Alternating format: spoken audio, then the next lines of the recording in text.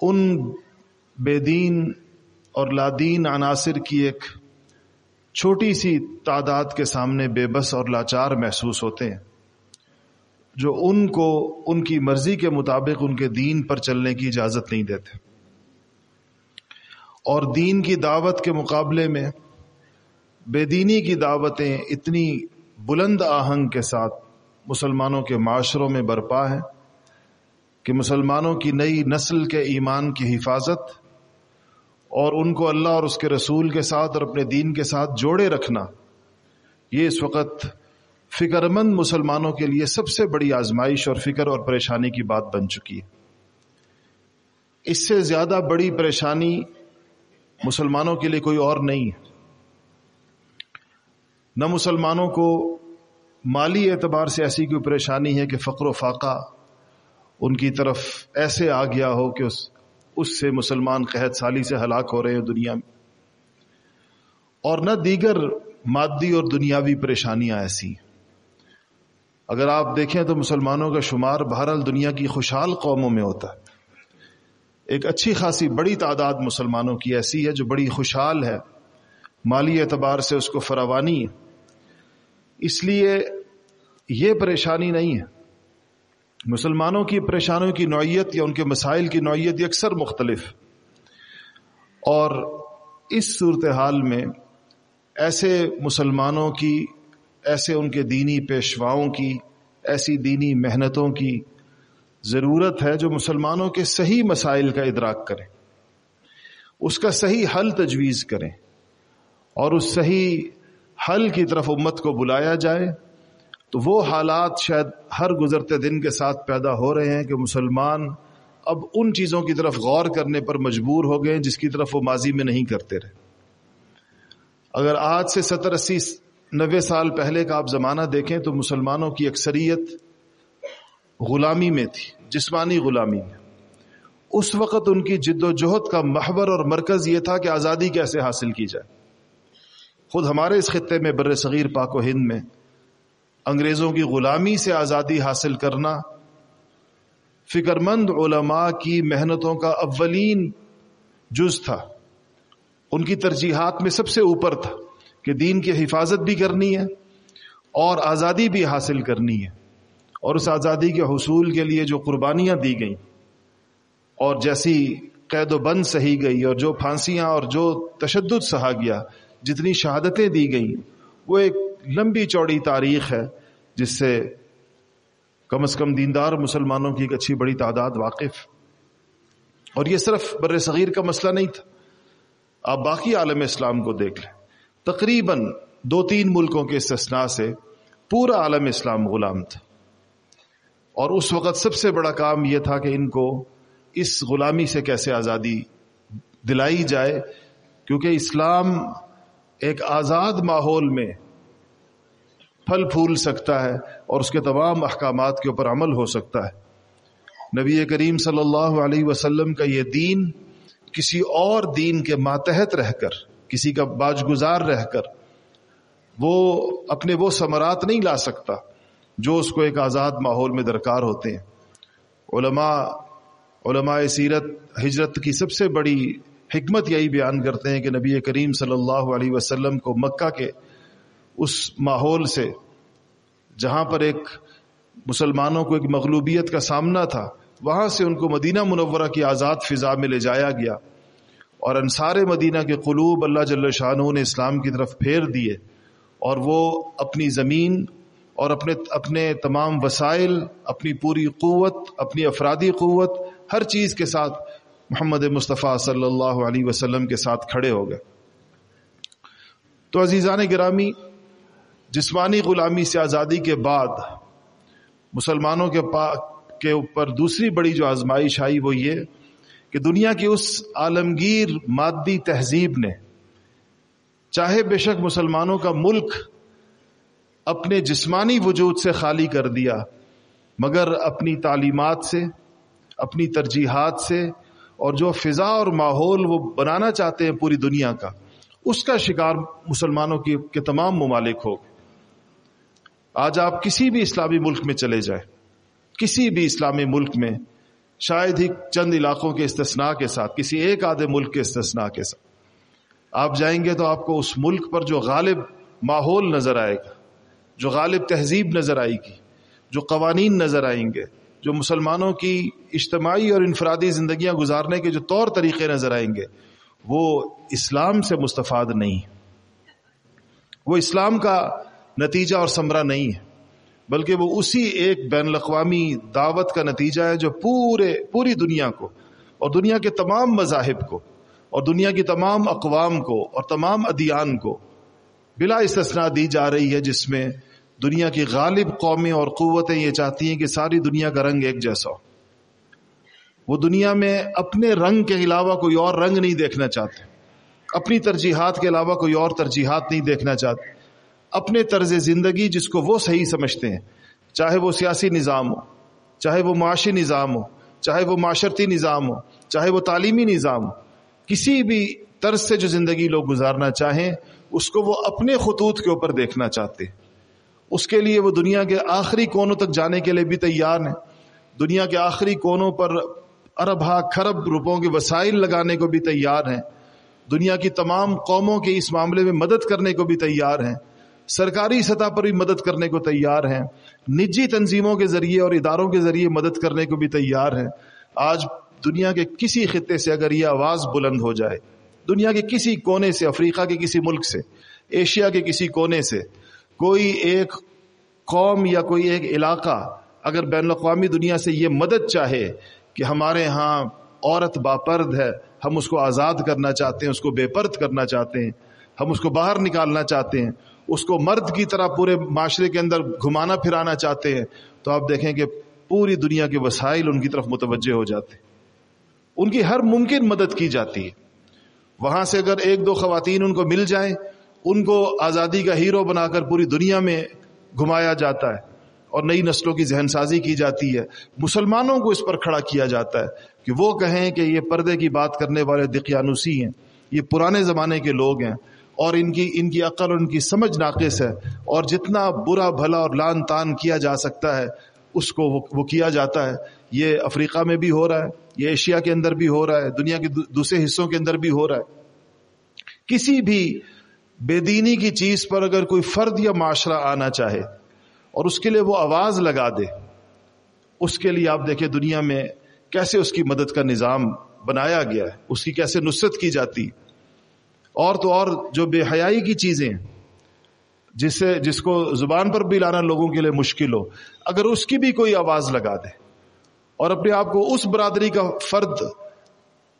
Declare کر دے، تو آپ دیکھیں کہ پوری دنیا سے اس کی تائید شروع ہو جاتی۔ اس کو صرف یہ نہیں کہ مدد دی جاتی ہے، اس کو ایک ہیرو بنا کر پیش کیا جاتا ہے کہ یہ وہ لوگ ہیں جو اپنے معاشرے کے جبر کے خلاف اٹھے، یہ وہ لوگ ہیں جو فرسودہ دینی تعلیمات کے خلاف اٹھے، یہ وہ لوگ ہیں جنہوں نے یہ کارنامہ انجام دیا ہے۔ اس کے بالمقابل آپ مسلمانوں کی قسم پرسی دیکھیں اور ان کا اپنے دین کے پر غیرت یا حمیت کا معاملہ دیکھیں، اور ان کا ہر گزرتے دن کے ساتھ اپنے دینی شاعر سے اور اپنے تمدن سے اور اپنی تہذیب سے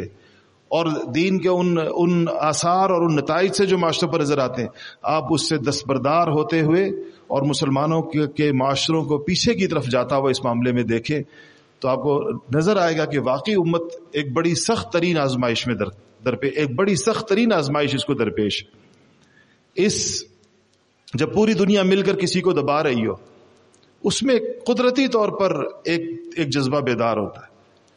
اور وہ اپنے دفاع کا جذبہ بیدار ہوتا ہے، اور اپنے تمدن کو، اپنے طریقہ زندگی کو مٹنے سے بچانے کا جذبہ بیدار ہوتا ہے۔ یہ جذبہ جن قوموں کے اندر بھی کہیں پیدا ہوا، اس کے اثرات اور نتائج انہوں نے اس کے دیکھ لیے۔ آج جو لمحہ فکریہ ہے وہ کہ مسلمانوں میں یہ جذبات پیدا نہیں ہو رہے، پوری دنیا کے حالات وہ دیکھ رہے ہیں اور اس میں اپنی طرف بڑھتے ہوئے نہ صرف قدم دیکھ رہے ہیں بلکہ دھکیل کر دیوار کے ساتھ اپنے آپ کو لگاتے ہوئے مناظر بھی مسلمان دیکھ رہے ہیں۔ لیکن اس کے باوجود اسلامی معاشروں میں جو اس کے حوالے سے جو فکر مندی پیدا ہونی چاہیے تھی اور جن چیزوں کے اوپر مسلمانوں کو جم جانا چاہیے تھا کہ کچھ بھی ہو جائے اپنی زندگیوں سے اس کو نہیں نکلنے دیں گے، تو آپ دیکھیں کہ وہ چیزیں آپ کو نکلتی بھی نظر آئیں گی۔ یہ ایک بہت بڑی فکر مندی کی چیز ہے، اور ہمیں اس پوری امت کے تناظر میں اس کو دیکھنے کی ضرورت ہے، پوری دنیا کے اندر اس کو دیکھنے کی ضرورت ہے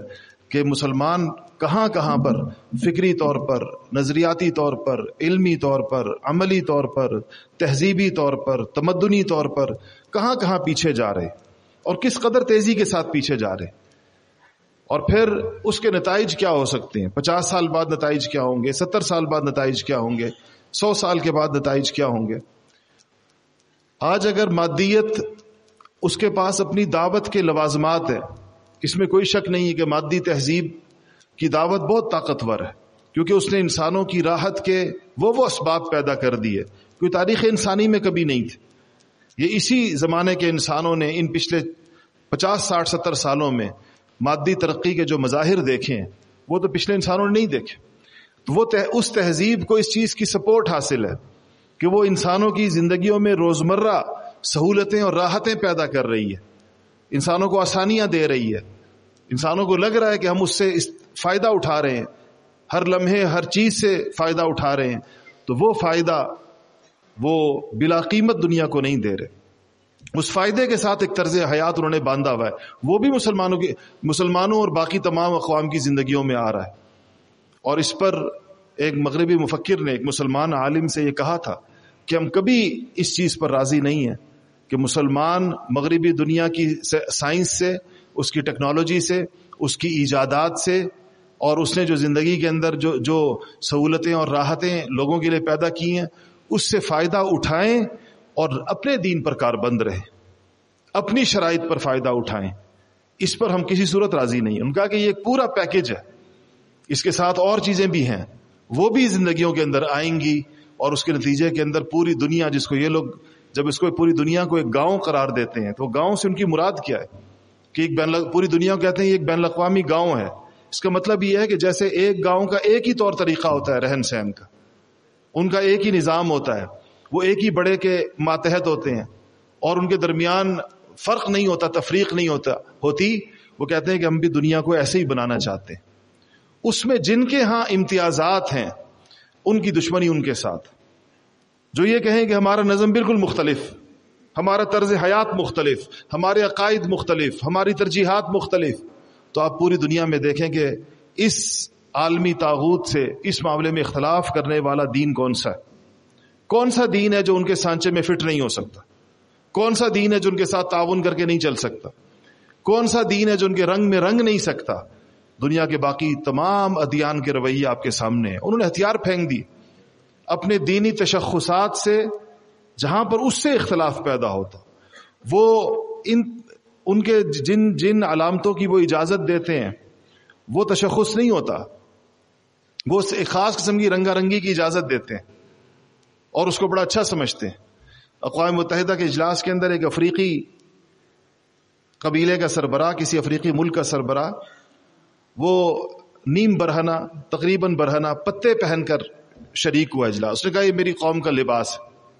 یہ ہمارا طریقہ، ہم پتے پہنتے، ہم لباس نہیں پہنتے، کپڑے نہیں پہنتے، پتوں سے ستر پوشی کرتے۔ اس کو انہوں نے بڑے بہترین طریقے کے ساتھ اس کا خیر مقدم کیا، اور بہت اس کو اچھا سمجھا گیا کہ یہ دیکھیں یہ کیسے اپنی تہذیب کے اوپر کھڑا ہوا شخص۔ کیا مسلمانوں کے تہذیبی شاعر کے ساتھ بھی دنیا کا رویہ یہی ہے؟ حتیٰ کہ اسلامی ملکوں کے اندر نہیں ہے۔ ہمارے ہاں اسی صوبے کے اندر سکھوں کو اس بات کی اجازت دی گئی کہ وہ ہیلمٹ نہ پہنے، اس لیے کہ ان کے پگڑی ان کے شاعر کا حصہ ہے، لیکن مسلمانوں کے لیے استثناء نہیں ہے۔ آپ بغیر ہیلمٹ کے جا رہے ہوں تو آپ کا وہ چالان کر دیں گے۔ آپ کہتے ہیں کہ جی میں نے پگڑی پہنی ہوئی ہے، تو کہیں گے یہ تو قانون میں استثناء نہیں ہے، لیکن سکھوں نے اپنا استثناء لے لیا۔ انہوں نے کہا کہ جی پگڑی ہمارے دین کا حصہ ہے۔ ان کے جو 5 کاف ہیں جس پر ان کا دین کھڑا ہے، ان میں سے ایک پگڑی ہے، اور ان کے ہاں جو پگڑی نہیں پہنتا سکھ تو اس کو باقاعدہ ان کا جو مرکز ہے وہاں آ کر باقاعدہ ایک دفعہ توبہ کرنی پڑتی ہے، اور دوبارہ پھر اثر نو اس کی توبہ ان کا جو بڑا گرو ہے وہ قبول کرتا ہے، پھر اس کے بعد اس کو دوبارہ ایک اور نام ہے مختلف ان کے دین کے اندر، دین پر عمل کرنے والوں اور نہ کرنے والوں پر۔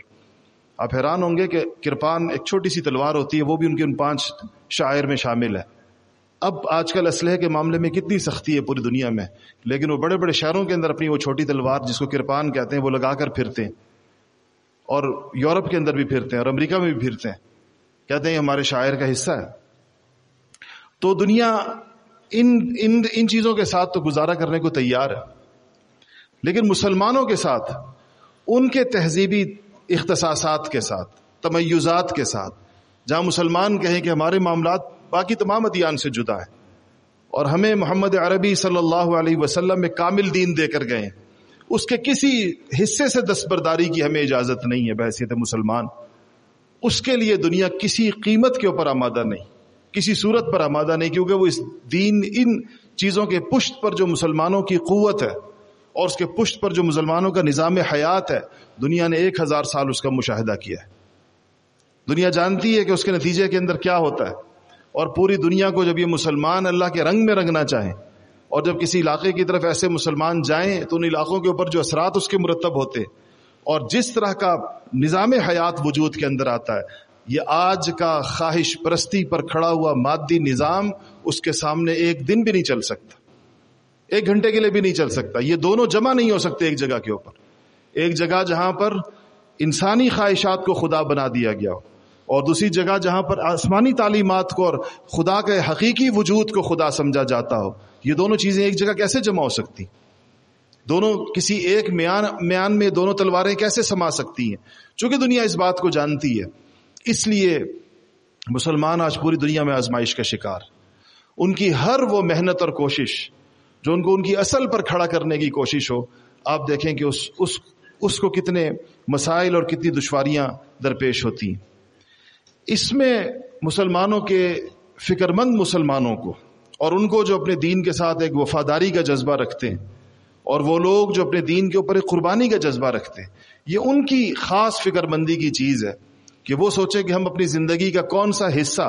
اور اپنی زندگی کی اپنی کون سی صلاحیتیں اور اپنے جان و مال کا کتنا حصہ اور اپنی صلاحیتوں کا کتنا حصہ اس چیز کے اوپر لگائیں کہ جس کے نتیجے میں دین اپنی اصلی اور حقیقی صورت کے اندر زندہ ہو۔ یہ مسلمانوں کے اسلامی معاشروں کی بھی سب سے بڑی ضرورت ہے اور یہ غیر مسلم معاشروں کی بھی سب سے بڑی ضرورت ہے۔ آج دنیا کی مادی ترقی کی پرواہ کرنے والے، اس کی فکر کرنے والے، اس کے منصوبے بنانے والے، وہ سارا جہان ہے جو اس میں لگ رہا ہے۔ آج جس چیز کی کمی مسلمان اپنے معاشرے میں، اسلامی معاشروں میں محسوس کرتے ہیں کہ ان کے اندر اللہ تعالیٰ کا ان کو صحیح تعارف کرانے والے، اللہ جل شانہ کا صحیح تعلق ان کے دل کے اندر پیدا کرنے والے اور حضرات انبیاء اور خصوصاً محمد مصطفیٰ صلی اللہ علیہ وسلم کے پاکیزہ طرز حیات کی طرف بلانے والے اور اس کا عملی نمونہ اور نقشہ ان کے سامنے کھڑا کرنے والے، یہ لوگ معاشرے کے اندر کم ہیں۔ یہ فضا اس معاشرے کو قحط اس چیز کا درپیش، آج کوئی گندم کا قحط نہیں ہے اس کے لیے اور نہ دیگر غذائی اجناس کا قحط، اس چیز کا ان کے معاشرے کے اندر قحط کہ دین اگر کہیں پر آثار اگر دین کے ہیں تو اپنی روح سے خالی ہیں اور وہ صرف ظاہری مظاہر ہیں، اور ظاہری مظاہر کے ساتھ نہ اللہ تعالیٰ کا مطالبہ پورا ہوتا ہے اور نہ اللہ تعالیٰ کی مدد اور نصرت ہوتی ہے۔ اللہ جل شانہ کی مدد اور نصرت جس دین کے ساتھ ہے، وہ دین کی اصلی اور حقیقت ہے پوری کی پوری، اور وہ کوئی ایسی چیز نہیں جو مسلمانوں کی تاریخ نے کبھی دیکھی نہ ہو یا مسلمانوں کے معاشروں نے کبھی دیکھی نہ ہو، یا آج بھی مسلمانوں کے اندر وہ کسی نہ کسی سطح پر کہیں نہ کہیں زندہ نہ ہو۔ یہ ایسی چیز نہیں ہے، اس سے کہیں زیادہ مشکل چیزیں بعض اور قوموں نے اپنے اندر زندہ کر دی۔ یہودیوں کے ہاں ان کی زبان گم ہو گئی تھی، عبرانی زبان اس قدر گم ہو گئی تھی کہ پوری دنیا میں گنتی کے چند لوگ باقی تھے۔ بعض لوگ کہتے ہیں 20 لوگ باقی تھے، بعض کہتے ہیں 15 لوگ باقی تھے جو اس زبان کو جانتے تھے۔ انہوں نے یہ سوچ کر کہ یہ زبان یہودیت کی بقا کے لیے ضروری ہے اور یہودیت کے باقی پوری دنیا سے امتیاز اور اختصاص کے لیے ضروری ہے، انہوں نے زبان کو زندہ کیا، ایسا زندہ کیا کہ آج اسرائیل میں عبرانی کے اندر اخبار چھپ رہے ہیں، سرکاری زبان ہے، رسالے چھپ رہے ہیں، پڑھائیاں ہو رہی ہیں، یونیورسٹیاں بن گئی ہیں اسی نام سے، اور اس میں ہر سطح کی تعلیم ہو رہی ہے۔ ایک ایسی چیز جو چند لوگوں تک محدود رہ گئی تھی، اس کو دوبارہ سے ایک پورے ملک کی سطح کے اوپر اپنی پوری دینی برادری کی سطح پر انہوں نے زندہ کر دیا۔ لیکن کیا یہی حمیت اور کیا یہی غیرت مسلمانوں میں اپنی مذہبی زبان کے بارے میں ہے، یہی عربی کے بارے میں مسلمانوں کے یہی جذبات ہیں. آج آپ دیکھ رہے ہیں کہ نئی نسلوں کا رخ کس طرف جا رہا ہے. عربی تو دور کی بات، اب تم کو اردو آنا مشکل ہو گئی. جو جدید تعلیم یافتہ علاقے ہیں اور شہر ہیں وہاں کی نئی نسلیں اردو نہیں جانتی، نئے بچے اردو نہیں بولتے. والدین بڑے فخر سے ان کو صرف انگریزی پڑھاتے ہیں اور خود بھی ان سے انگریزی میں بات کرتے ہیں اور انہی تعلیمی اداروں میں داخل کرتے ہیں. اور وہ قرآن شریف نہیں پڑھ سکتے. وہ نماز کا سبق نماز میں جب پڑھتے ہیں تو بھی ان کے الفاظ درست نہیں ہوتے. تو جو معاملہ یہودیوں کا اپنی زبان کے ساتھ، کیا یہ امت مسلمہ جو 2.25 ارب کی تعداد میں پوری دنیا میں ہے، اگر اپنی چیزوں پر اسی طریقے کے ساتھ کھڑی ہو، اپنی ایک ایک چیز کے اوپر ایسے ہی کھڑی ہو، تو کیا اللہ جل شانہ ان کو اس سمت کے اندر کامیابی عطا نہیں فرمائیں گے؟ یہودیوں کو زمین کے ایک ٹکڑے کی ضرورت تھی، کیسے پوری دنیا سے جمع ہو کر انہوں نے کس طریقے کے ساتھ 70 80 90 سال لگا کر اور کن پوری دنیا سے لوگوں کو بلایا کہ آؤ یہی وہ جگہ ہے جہاں پر ان کے معتقدات اس کے ساتھ وابستہ ہیں. لوگ یورپ کی اور امریکہ کی پرتعیش زندگیاں چھوڑ کر آ گئے اور یہاں آئے جہاں پر مستقل مزاحمت ہے، اور مسلمانوں نے مستقل ایک دن کے لیے بھی اس بات کو قبول نہیں کیا. اور آپ کے سامنے فلسطین کے حالات جس پر یہ گزشتہ 70 80 90 سالوں سے اسی طرح چل رہے ہیں، لیکن وہ بھی اپنے دین کے اوپر اسی گویا کے ڈٹے ہوئے ہیں اور اس جگہ کو چھوڑ کر جانے پر تیار نہیں ہیں، کیونکہ ان کا بھی یہ خیال ہے کہ یہ ہماری ان کو بھی دجال کا انتظار ہے. ان کے ذہن کے اندر بھی ایک بڑا نقشہ ہے پوری دنیا کا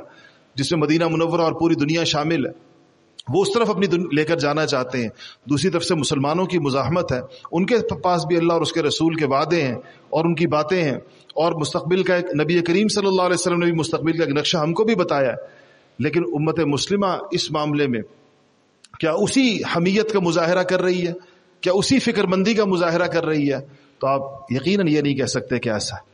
اور اس کی وجہ کیا ہے؟ اس کی وجوہات میں سے ایک وجہ تو یہی جو مادی تہذیب پوری دنیا پر آئی ہے اس سے مسلمانوں کو بھی اپنی لپیٹ میں لے لیا، اور مسلمانوں کو اپنی لپیٹ میں لینے کے بعد اب ہر مسلمان ایک راحت کی زندگی کا خوگر ہے، اور وہ چاہتا ہے کہ بس میں اپنا کھاؤں کماؤں، اور میری اس کی زیادہ سے زیادہ دینداری کی جو آخری حد ہے اس کے ذہن کے اندر وہ یہ کہ وہ 5 وقت کی نماز پڑھ لے اور جب رمضان آئے تو اس کے روزے رکھ لے. اس حد تک ایک مسلمانوں کی بہت بڑی تعداد اپنی زندگی کو محدود کر چکی ہے. اس سے آگے نہ وہ دیکھتی ہے، نہ وہ سوچتی ہے، نہ اس سے آگے وہ کسی کی بات سنتی ہے، نہ کسی اور طرف جاتی ہے. یہ اس کے نزدیک میں دین کا تقاضا اسی سے پورا ہوگی. اور اس کے بعد مسلمانوں کی ایک اور بہت بڑی قسم ایسی ہے جو دین کے نام پر باہم دست و گریباں ہیں. مسلمانوں کے درمیان طبقاتی تفریق، فرقہ بندیاں ہیں. مسلمانوں کے درمیان ایسے بے شمار لاکھوں مسلمان ایسے ہیں جن کی محنتوں کا محور عالم کفر نہیں ہے ان کے سامنے، وہ خود مسلمانوں سے نبرد آزما ہے. ان کی ساری قوت اور طاقت اسی کے اوپر لگ رہی ہے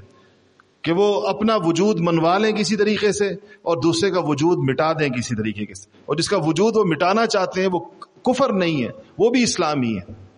ان کی تقریریں بھی اسی لیے ہیں، ان کی تحریریں بھی اسی لیے ہیں، ان کے جلسے بھی اسی لیے ہیں، ان کی دعوت بھی اسی لیے ہے، ان کے چندے بھی اسی لیے ہیں،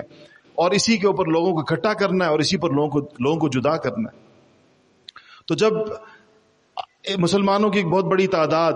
مادی زندگی کی طرف چلی جائے اور باقی ماندہ تعداد اختلاف و انتشار کی طرف چلی جائے تو خود اس امت کے جو اپنی ضروریات ہیں اس کے لیے کون بچے گا پیچھے؟ وہ کون سے لوگ ہوں گے جو اس فکر کے اوپر کھڑے ہوں گے کہ جو ایک طرف سے مادی زندگی کے بالمقابل ایک روحانی اور خدائی زندگی کی دعوت لے کر کھڑے ہوں، اور آپس کے اختلاف و انتشار کے مقابلے کے اندر وہ اتحاد اور وحدت کی دعوت لے کر کھڑے ہوں، اور مسلمانوں کو اپنی قوت مجتمع کر کے اس جگہ لگانے کی دعوت دیں جو اس کے لگانے کی جگہ ہے، اور اس سمت کے اندر ان کو سفر کرائیں جو ان کا سفر کرنے کا رستہ ہے.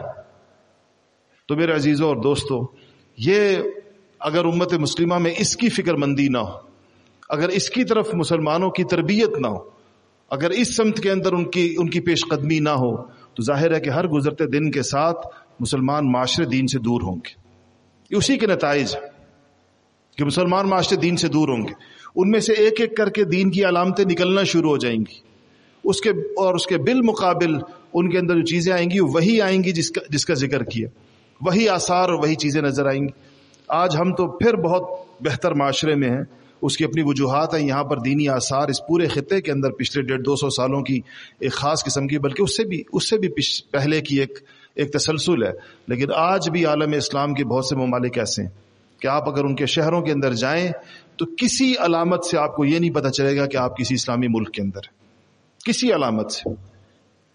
نہ لباس سے, نہ شکل و صورت سے, نہ کسی اور چیز سے, نہ ان کی اجتماعی معاشرت میں ایسی کوئی چیز ہوگی, نہ ان کے رہن سہن میں ایسی کوئی چیز ہوگی. سر سے لے کر پاؤں تک اور ان کے پورے گھروں سے لے کر بازاروں تک اور دفتروں سے لے کر حکومت کے اداروں تک کہیں اسلام کے آثار نہیں ہوں گے. تو وہاں سے بھی اسلام ایک دن میں نہیں نکلا. اس کو دیکھنا چاہیے کہ وہ کیسے وہاں تک بات پہنچی. تو اگر جب آپ اس کو دیکھیں گے تو آپ کو پتہ چلے گا کہ وہی عمل پورے عالم اسلام میں جاری ہے, ایک غیر محسوس رفتار کے ساتھ, بلکہ شاید اب تو بڑی محسوس رفتار ہو, سمجھ میں آنے والی, نظر میں آنے والی. آپ کو لوگ پیچھے کی طرف جاتے ہوئے نظر آئیں گے, محسوس ہوگا آپ کو اس بات. اور پھر وہ چیزیں جو کسی زمانے میں گناہ سمجھے جاتے, جو غلط سمجھی جاتی تھی, جو اگر لوگ کرتے بھی تھے تو اس کا اظہار نہیں کرتے تھے, آپ کو پھر اس کے اوپر لوگ کھڑے ہوتے ہوئے نظر آئیں گے, اس پر دلیل دیتے ہوئے نظر آئیں گے, اور اس کے مقابلے میں دین کی رائے رکھنے والوں کو یا دین کی بات کرنے والوں کو مطعون کرتے ہوئے نظر آئیں گے, اور اہل دین منہ چھپاتے ہوئے نظر آئیں گے, اور بے دینی آپ کو ایسے دنگے فساد مچاتی ہوئی نظر آئے گی اس معاشرے میں. اسی سمت میں بات جا رہی ہے. آج بھی اگر آپ دیکھیں تو جو لوگ دفتروں سے وابستہ ہیں, جو لوگ بازاروں سے وابستہ ہیں, ایک تو ہمارا مساجد مدارس خانقاہوں کا ماحول ہے, تو ظاہر دینی ماحول, لیکن جو عام معاشرے کا ماحول,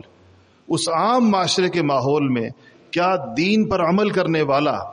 پورا وہ زیادہ خود اعتماد طریقے کے ساتھ چل رہا ہے یا بے دینی کے اوپر عمل کرنے والا یا بے دینی کے اوپر چلنے والا؟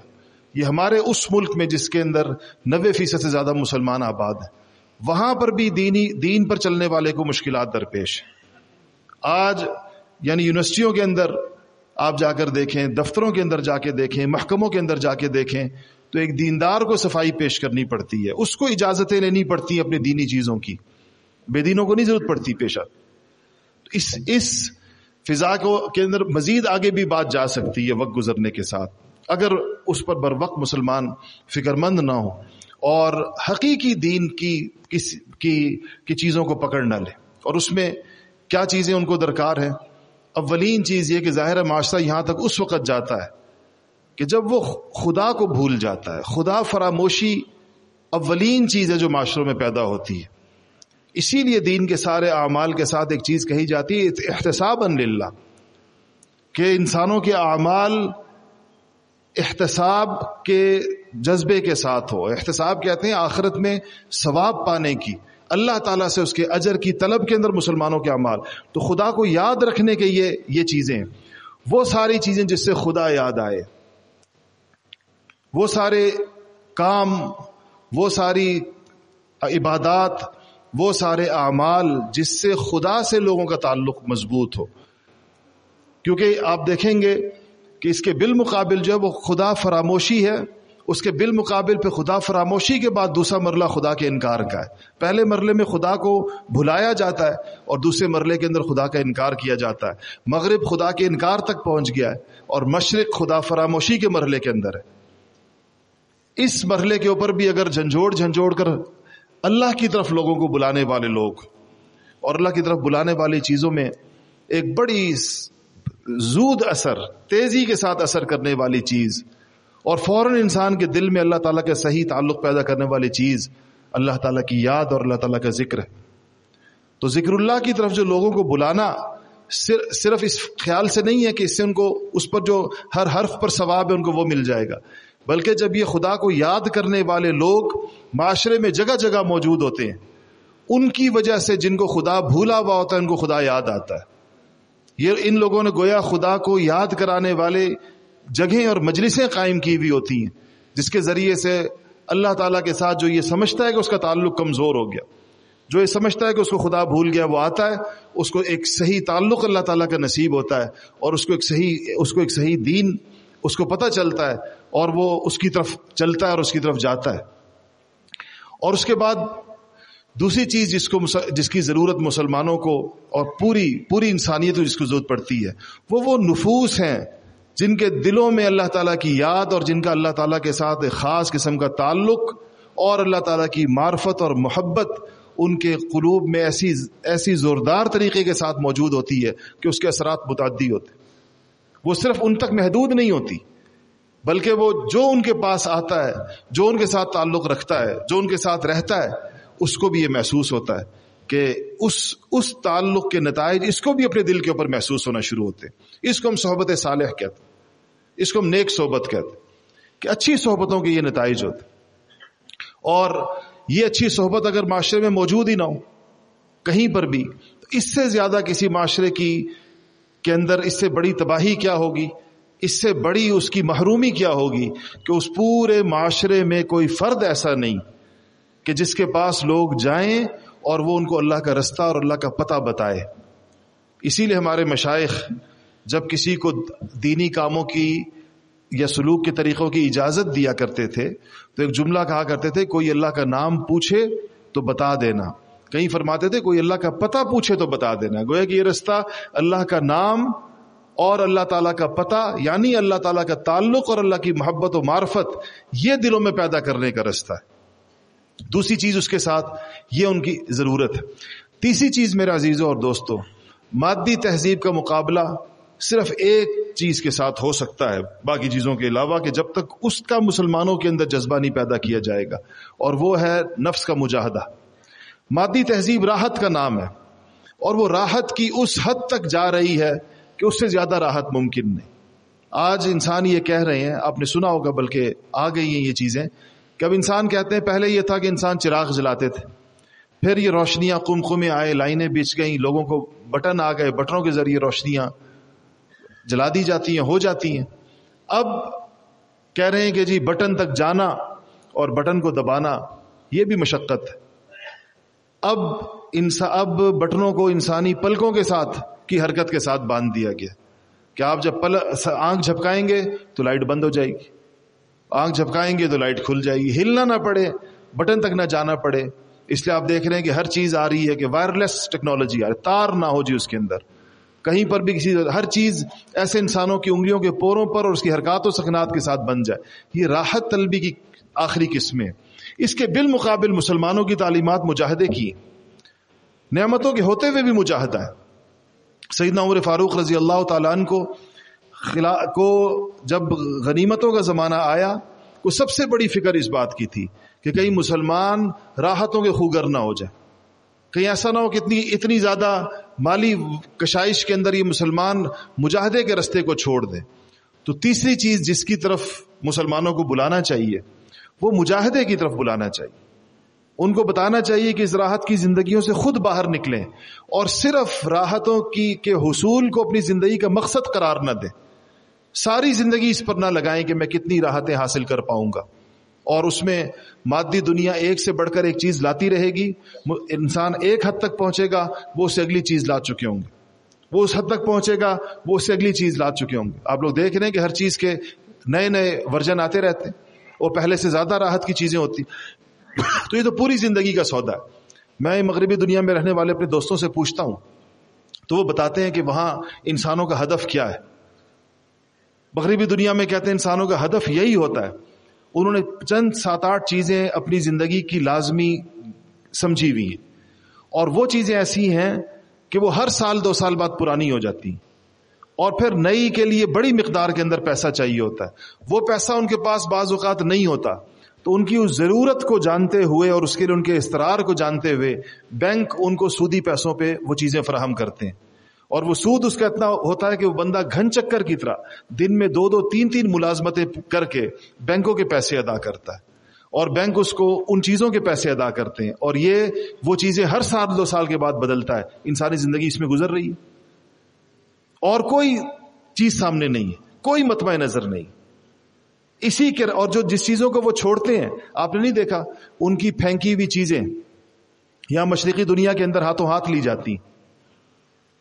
ایک پورے بازار ہیں جو ان کی پھینکی ہوئی ٹیکنالوجی, ان کے پھینکی ہوئی چیزیں, تو انہوں نے جب وہ کام کی ہیں یہاں پر وہ بیچی جاتی ہیں, خریدی جاتی ہیں, لوگ اس کو 20-20 سال استعمال کرتے ہیں. انہوں نے کیوں پھینکی؟ وہ کیوں نہیں اس کو استعمال کرتے؟ کیونکہ ایک خوب سے خوب تر کی دوڑ لگی ہوئی ہے، ہر سال بعد وہ چیزیں پرانی ہو جاتی، وہ چاہے باقی لوگوں کے 20 سال کام آئیں، ان مادی معاشروں کے کام نہیں آتی، وہ اس سے اگلی چیز کو،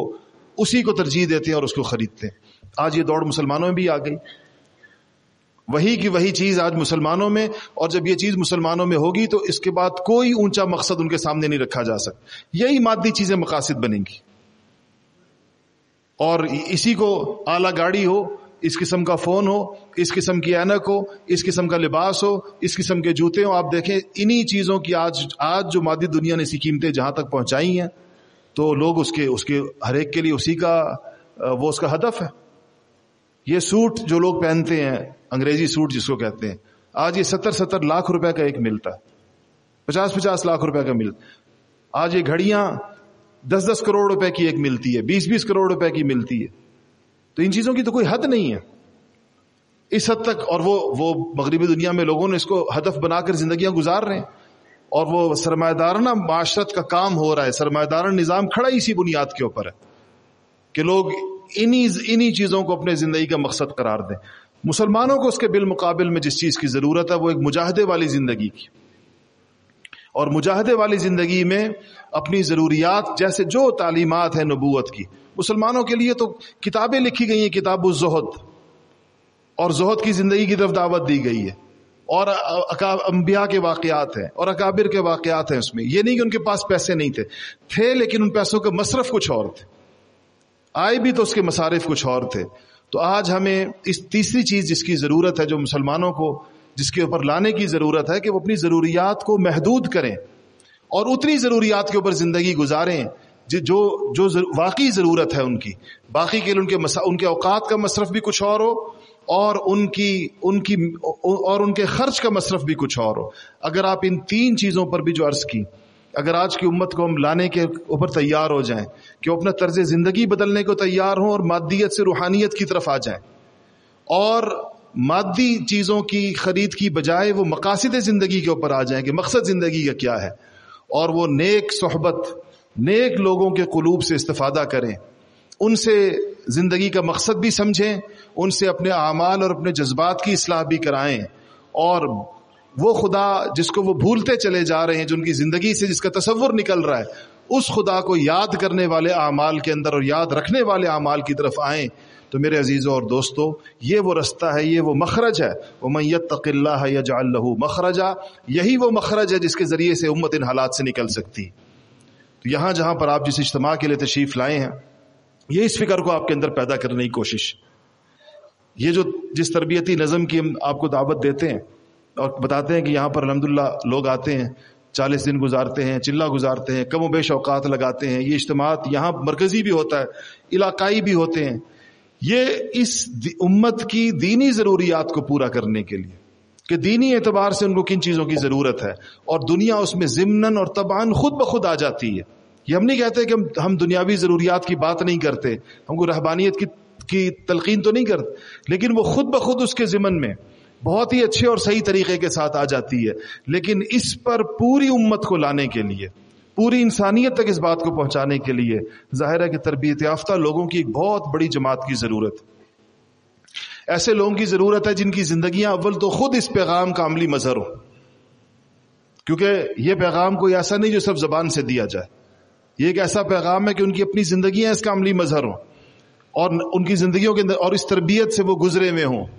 تب جا کر وہ دنیا کے سامنے ایک نمونہ رکھ سکتے ہیں، صرف مسلمانوں کے سامنے نہیں، غیر مسلموں کے سامنے بھی نمونہ رکھ سکتے ہیں، اور غیر مسلموں کو اس کی جتنی ضرورت اور اس وقت ان میں اس کے لیے جتنی طلب پیدا ہو گئی ہے، وہ آپ ان لوگوں سے پوچھیں کہ جو لوگ مغربی معاشروں میں رہ رہے ہیں کہ ان کے پاس کیسے لوگ آتے ہیں اور اپنی طلب کا اظہار کرتے ہیں، کہاں سے لوگ ان کے پاس آتے ہیں، اگرچہ وہ مسلمان بھی نہیں ہوتے، لیکن ایسے کوئی چیز کوئی ان کے اندر ایک تشنگی ان کو لے کر آتی ہے اہل دین کے پاس، اور ان سے آ کر سوالات کرتے ہیں، مختلف باتیں پوچھتے ہیں، اور ان حالات کے باوجود کہ مسلمان پوری دنیا کے اندر مشکلات کا شکار ہیں، آج بھی اسلام میں داخل ہونے والے لوگوں کی تعداد دنیا کے کسی بھی مذہب سے زیادہ ہے، سب سے زیادہ لوگ اسلام قبول کر رہے ہیں پوری دنیا کے اندر۔ تو اس کے لیے یہ جو ایک تربیت کی ضرورت ہے، بغیر تربیت کے یہ چیز زندگی کے اندر نہیں آئے گی، اور اس تربیت کے لیے الحمدللہ یہاں پر پورا سال ایک نظام چلتا ہے، اور یہاں اللہ تعالیٰ نے ہمارے حضرت کی صحبت، جو صحبت صالح کی ایک بہترین شکل وہ بھی میسر، پورا ماحول سارا دن اللہ کی طرف ہی متوجہ، کوئی بھی جو کام ہو رہا ہے، عبادات کے علاوہ بھی جو کام ہو رہے ہیں وہ بھی سارے، خدمت چاہے ہو رہی ہو، کچھ اور ہو رہا ہو، وہ بھی چونکہ خالص خدا کے لیے ہو رہا ہوتا ہے، اس سے بھی اللہ ہی کی یاد پیدا ہوتی ہے۔ اور اسی طرح یہاں خود بخود جب انسان اس ماحول میں آتا ہے، آپ لوگ اب یہاں تشریف لائے ہیں، خود بخود آپ کا ایک مجاہدہ ہو رہا ہے، اور اچھا خاصا مجاہدہ، اور ہر موقع کے اوپر ہو رہا ہے، ہر چیز پر ہو رہا ہے۔ اسی سے انسان کی دینی ترقی ہوتی ہے، اسی سے اس کو پھر مزید آگے بڑھنے کی اور آگے بڑھنے کی اور آگے بڑھنے کی، عظیمت کی راہوں کے اوپر آگے چلنے کی اس کو توفیق ہوتی ہے۔ اس لیے اس اجتماع پہ آنے والے وہ سارے حضرات جنہوں نے ابھی تک وقت نہیں لگایا یہاں پر آ کر، وہ انشاءاللہ اس بات کی نیت کر لیں کہ وہ اپنی اولین فرصت کے اندر یہاں پر آ کر ایک چلہ کم سے کم لگائیں گے انشاءاللہ۔ تو یہ نیت سب کرتے ہیں انشاءاللہ۔ اللہ مجھے اور آپ کو عمل کی توفیق نصیب فرمائے۔ وآخر دعوانا الحمدللہ رب العالمین۔